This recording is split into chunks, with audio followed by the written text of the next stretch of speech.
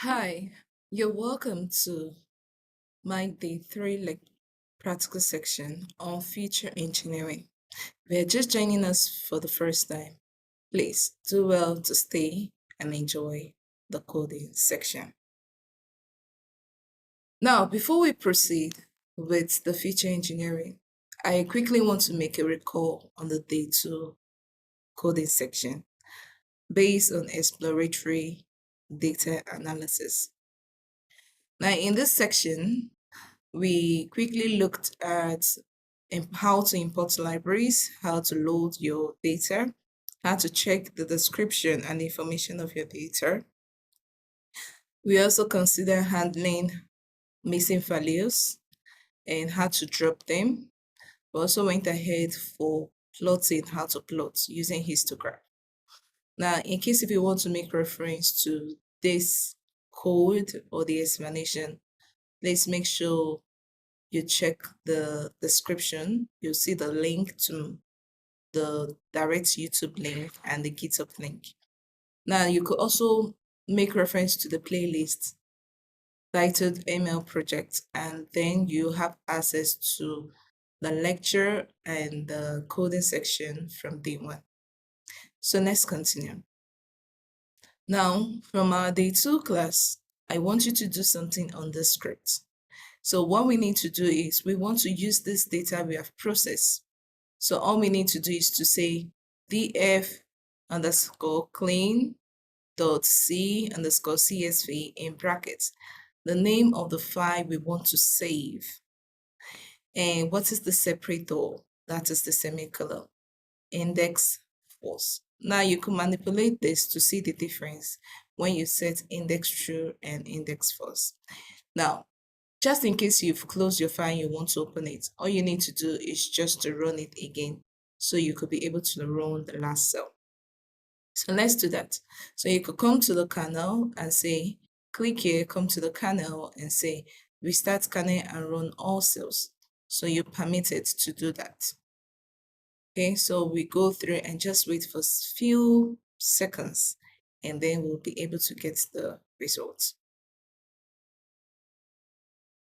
Okay, so while we are waiting for the code to go through, once you have this data set saved, you can access that from your folder where you're running your code. Now we could see this. Now let's see this file in the folder. Now you can see it's here. All you need to do is to open it, click and open it, and then you'll be able to see that. In our day two lecture, I also taught you how we merge the date and time together as one column called datetime, which shrinks the number of columns from 9 to 8. So this is what you have at the end of the day. So it is this new data we are going to use in our new code. You could see the separator as a semicolon here. Okay, so having done this, let's go over to the code for today, which is day 3 on feature selection.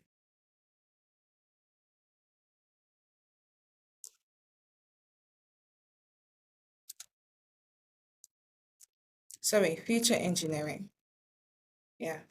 So while I teach you the theoretical aspect, I also want to make sure that I attach the practical aspect to it to enable you understand it very well.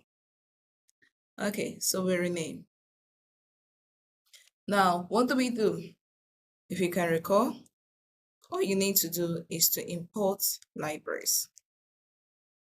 So what are we importing? We are going to import pandas as PD. Okay.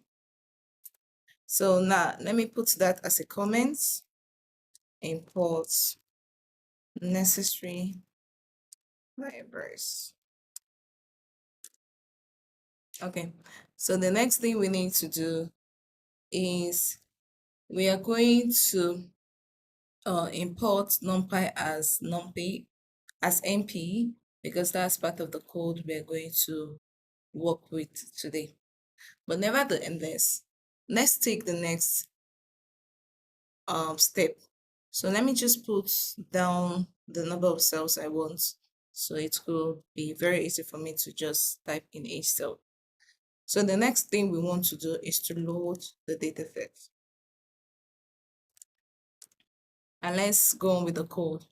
What code do we do? First, we assign that to a variable df, and then we say pd, which is pandas, dot read CSV. That means the CSV file. So you'll say, open bracket, close brackets. What is the name of the CSV file? Now, if you don't want to make any typo error, all you need to do, come to the folder, click and drag the name and copy the name and paste it here. Okay, so done. The next thing we are going to indicate will be the separator being in quotes a semicolon. Boom. So let's run the cell. You could press here to run, or you could use your keyboard shift enter. Now, I haven't done this. The next thing we want to do is to define, we want to define the numeric column. So define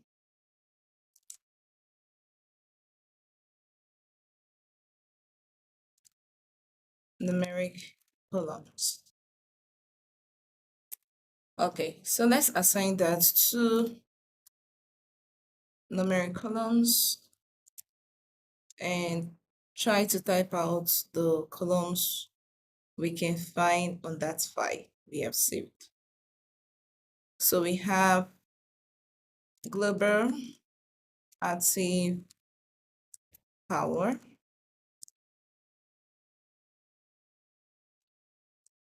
so be careful because of typo errors when typing. Active power, voltage,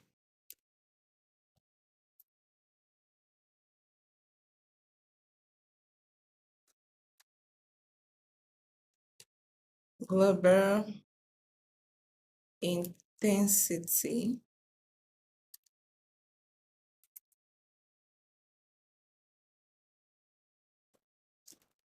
submetering 1, submetering 2. So let me just copy this. At this point, I could use my enter key just to break to a new line. So I change this to 2 and 3. So remember, these were the column headed. So in case if you want to make reference to that, can you see it all over here? So we are trying to take this column heading as a numeric column. Now, this is going to specify the list of numerical features to be converted and used for further processing. Remember to close with a square bracket. So the next task we want to do is to convert data types. So remember, each cell, make sure you run and check for any typos if you come across such. So we have the data frame of the columns. I think something is missing there. C.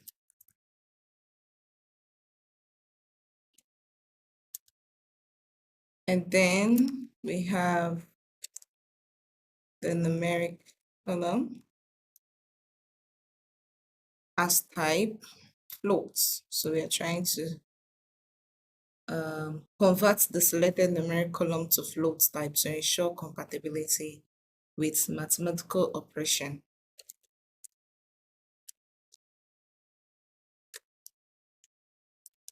Float. Shift enter. Now, what is the error? So you need to check. So debug the error. Oh, I was supposed to use square brackets, okay, not the curly brackets. So run again, and having gotten that, the next thing we need to do is to convert datetime column to datetime format, if not already. Yeah. So let's do that together. Now for me to be, okay, let me just type it direct. Okay, so copying and pasting. Date time. So we say PD, which is pandas, to date time. And then open your brackets. We have df date time.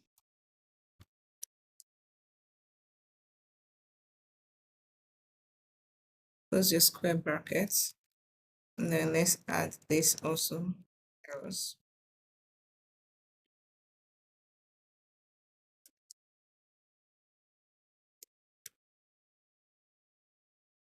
Okay, so you run.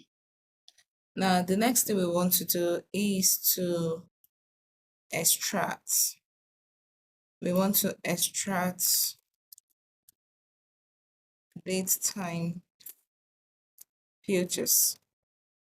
So let's start with R. So we are going to have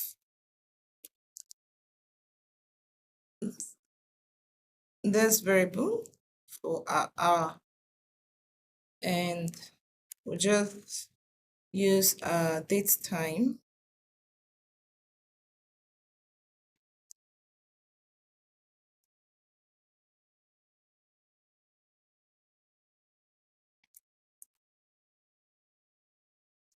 Dot dt dot R.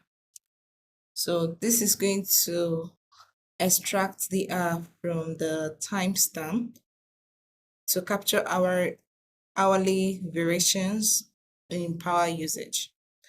So let's do another one, which is to extract the day of the week. So in this case, we will represent Monday as 0, Sunday as 6, in order to capture the weekly patterns.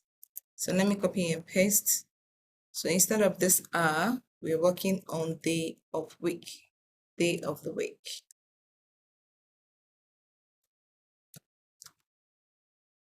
So yeah, still the date time dot dt dot day of week. Okay, so the next thing we need to do is we want to consider the feature encoding. Now, like I said, if you want to understand the theoretical aspect of what I'm coding, please make me reference to the lecture, the day 3 lecture, okay, on feature engineering. Yeah, so let's import numpy as np. So let me just put it here, because standardly your first cell should have your libraries, where you are going to import all libraries. So having done that, the next thing we want to consider is the cyclic feature encoding.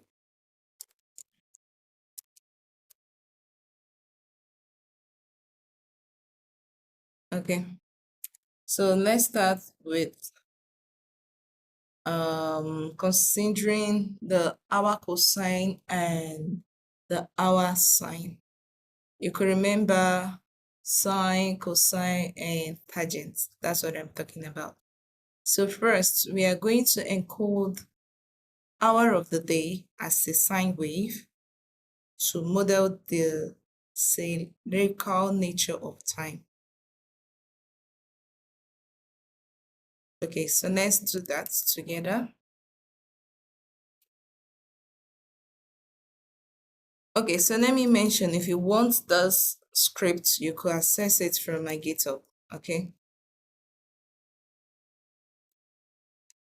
And you'll see the link in the description.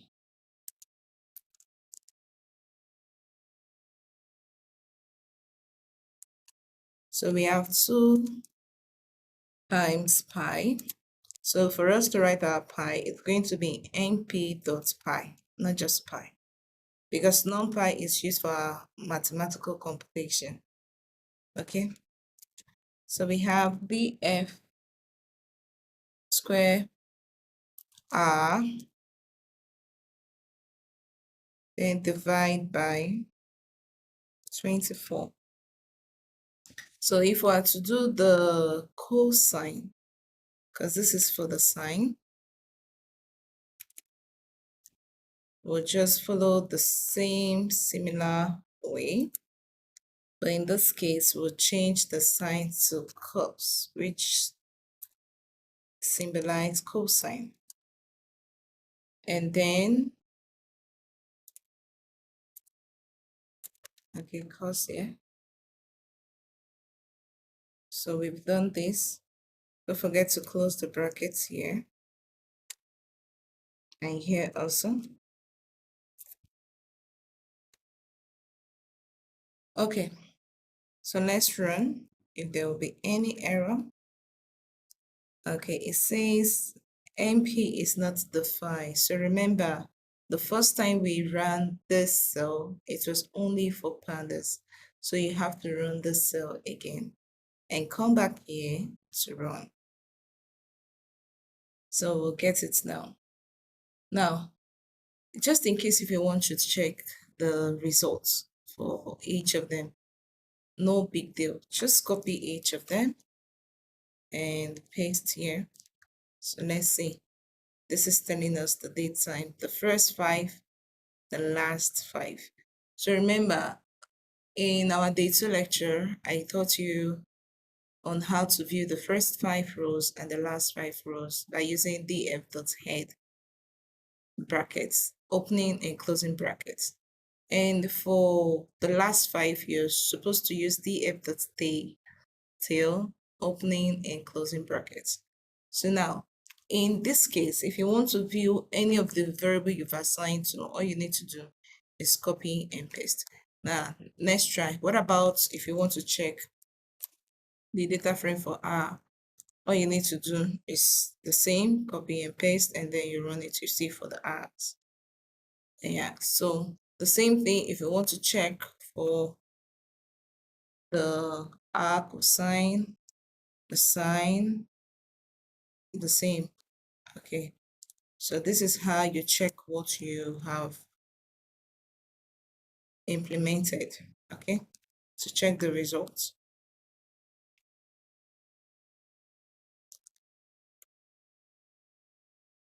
So days of the week, you could see it, you could see, yeah, so perfect. So the next task we want to do is to check feature scaling.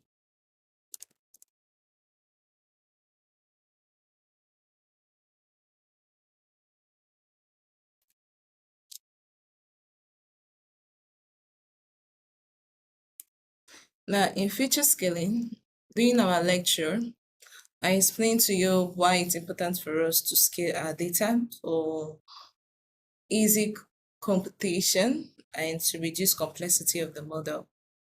And I also discussed 2 types of scalar, the standard scalar and the MinMaxScaler. So in this code, we are going to import the standard scalar and also the MinMaxScaler. And we're going to import that from skyscitlearn.preprocessing. So let's do that together. So we have the standard scalars. So please take note of the capital S, okay, for standard and also for scalars. Okay, and we will import for the min max. So for us not to repeat that line of code, we'll just put a comma and list the scalars we want. Okay, just a comma and then you keep listing. Okay, so I haven't done that. The next thing we need to do is to initialize the standard scalar and also the MinMaxScaler. So how do we initialize?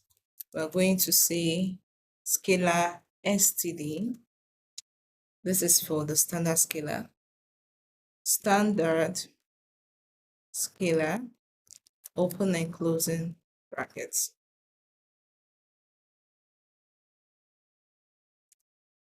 Now, if we are to also do that for min max, we will say min max scalar, open and close brackets. So let's run this. Perfect. Now, the next thing we need to do is to transform the numeric data after initialization of those scalars. Now, first of all, let me write it there. Transform numeric data.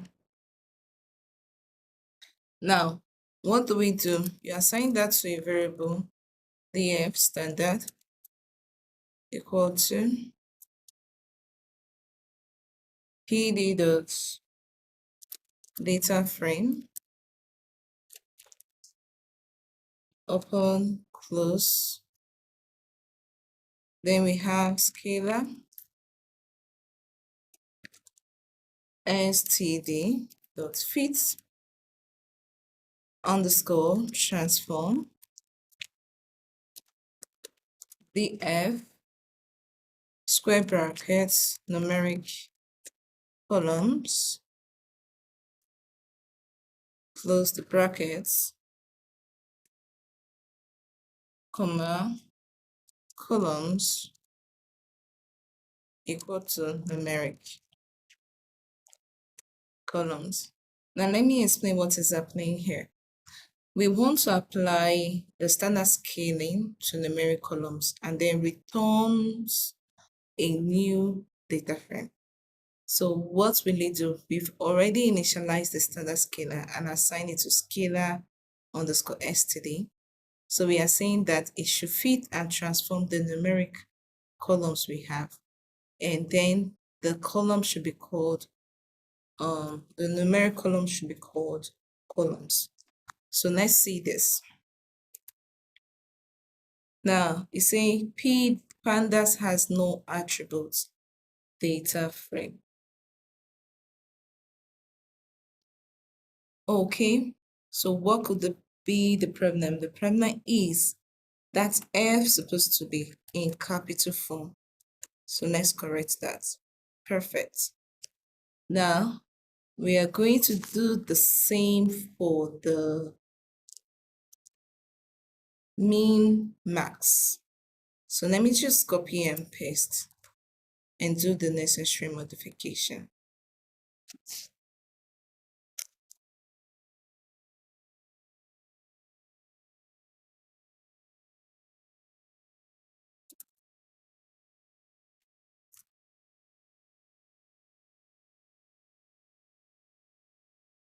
Okay, so we are going to have this. Now, just in case if you want to see the results, like I will always tell you, you just copy this and paste and run it. Now you can see what we have for the standard scalar. Okay, so let's see for the min max.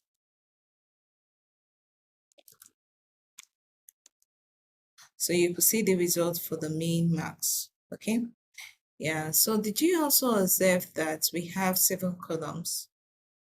Could you tell me why it changed from 8 columns to 7 columns? Please let me know in the comment section. But I could give you an idea. Just try to remember what is the missing first column? The missing first column is the date time. So why can't we find the date time as part of the column here?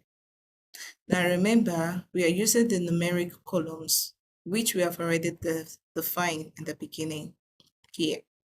So watch here. Can you find the date time? If you can't find it, that tells you that one column has been dropped. So it reduces from 8 columns to 7 columns. Okay, so let's go to the next thing. In our lecture, I talked about derivation of features, right? So let's see derive feature. So we want to derive apparent power. Okay, so our apparent power will be a product of the global active power and also that of the global reactive power. And I remember showing you the mathematical formula for that. So let's write it. So we are going to have apparent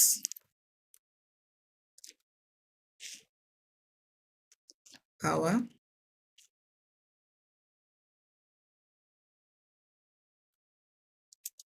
equal to, open your brackets, close, df square global active power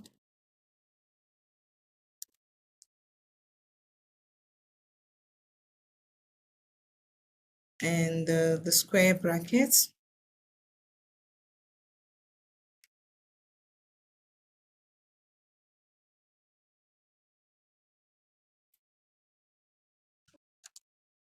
with a power of 2, then plus, we're going to have almost the same thing. So let me just copy and change that to reactive power. And then for us to set it in square roots, we have to use double asterisk and 0.5, which tells us that half, which represents square root. So this code is going to compute the apparent power using the formula, and it gives a more complete view of energy usage in the household. So let's run this. And definitely, if you want to view the results, we are going to have this so you can run it. Okay. So the next is, we've done so many feature engineering, and all we need to do is to export these new features.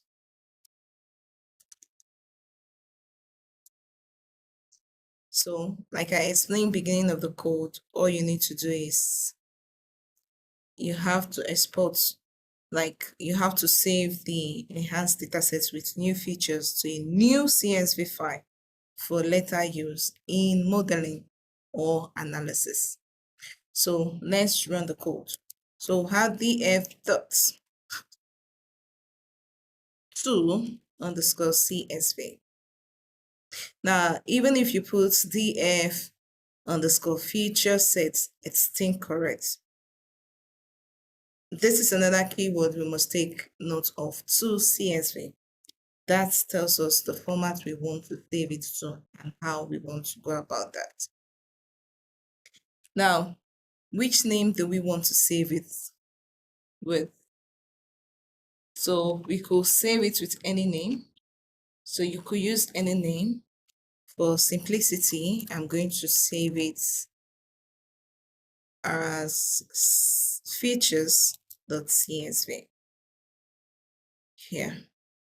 So we are going to have our index set as false.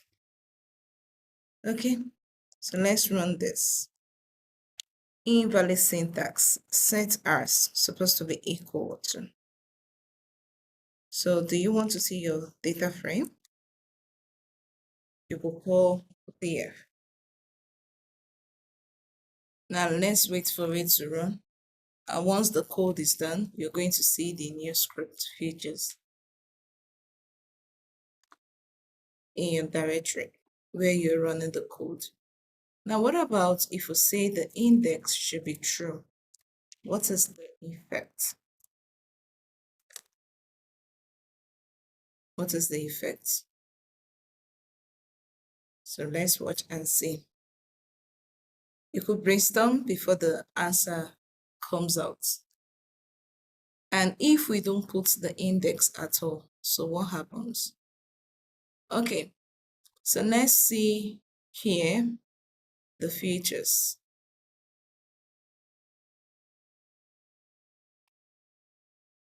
It's taking quite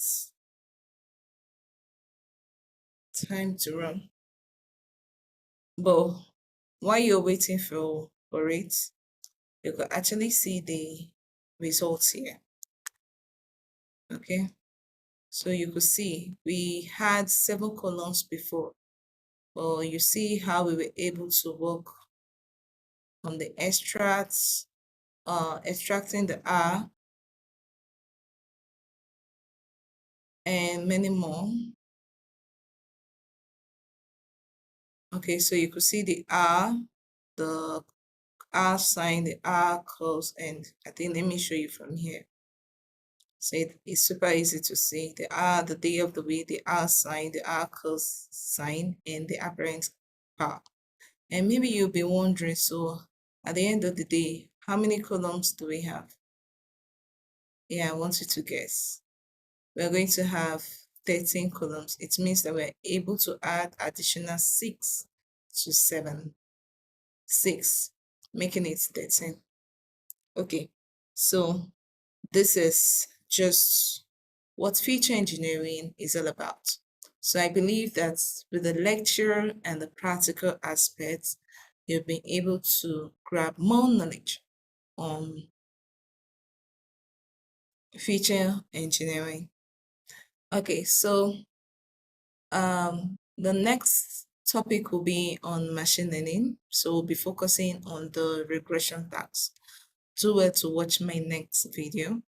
Also, if you're just joining this video for the first time, don't forget to drop your likes, share, comment, and hit the notification bell so that you can get notified on my new release.